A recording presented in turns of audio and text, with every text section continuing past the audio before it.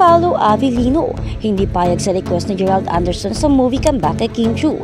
Kung bago ka lang sa channel na ito, huwag kalimutang mag-like, share, comment, and subscribe. Nagbigay ng ngiti si Gerald Anderson nang makaharap niya ang media sa isang kamakailang okasyon.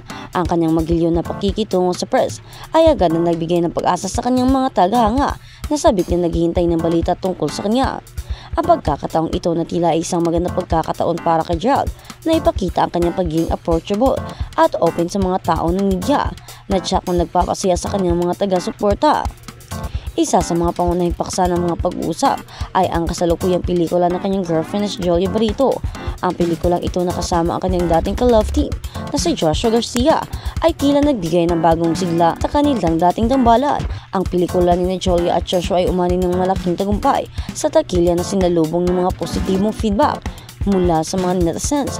Ang tagumpay ng pelikula ay hindi lamang umaangat sa box office, kundi pati na rin sa puso ng kanilang mga tagahanga na tila nagbabalik sa kanilang nostalgia sa mga lumang alaala ng kanilang paboritong tambalan.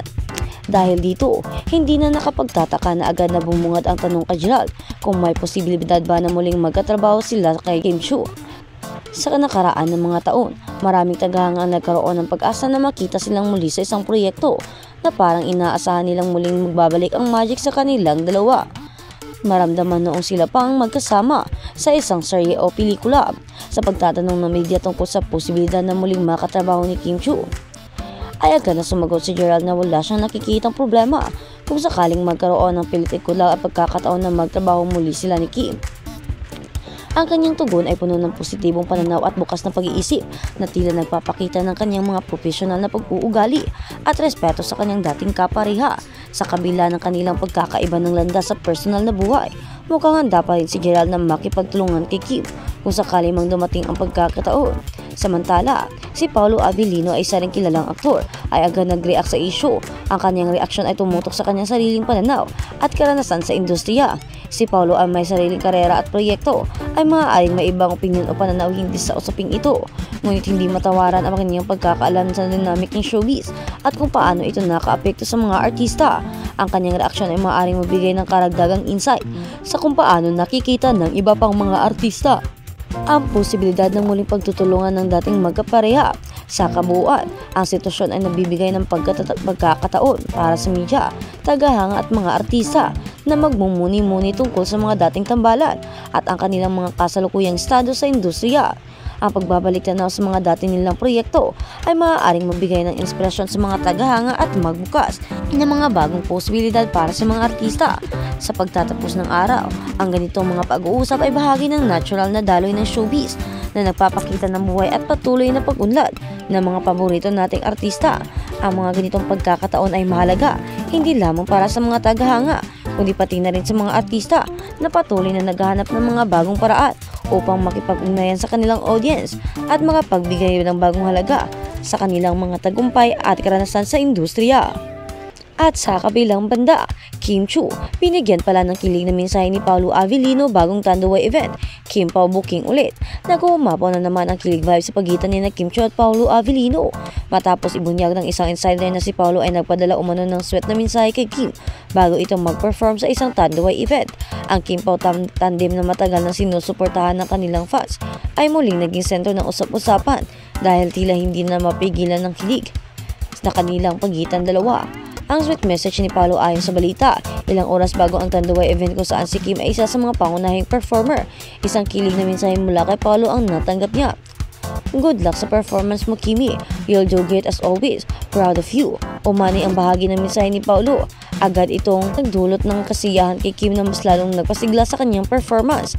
Makikita rin sa ilang mga behind the scenes clips ang glowing hour ni Kim bago umakyat sa stage.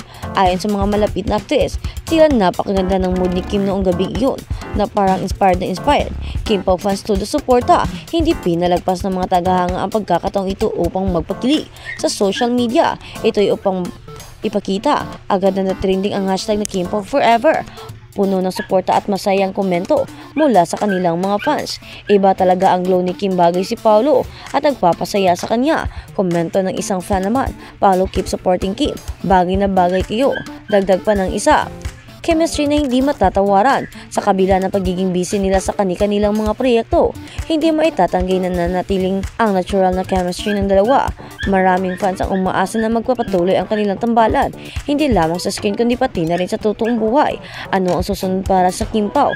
Habang patuloy na nagbabalik ang Kim Pao fan, marami ang nagtatanong kung kailan nila opisyal na aaminin ang real score sa pagitan nila bagamat at nanatiling pribado. Tungkol sa kanilang relasyon, ang mga sweet moments tulad na ito ay nagbibigay ng pag-asa sa kanilang fans na baka ito na ang tamang panahon para sa kanilang love story. Sa ngayon ay mahalaga ang suporta nila sa isa't isa na kitang-kita sa bawat takbang ng kanilang mga karera. Para sa mga tagahanga ng Kim Pao, ang kanilang kwento ay patuloy na nagbibigay ng inspirasyon at kilig. Sa lahat, tunay ngang ang bawat galaw ng Kim Pao ay naabangan ng kanilang mga tagahanga.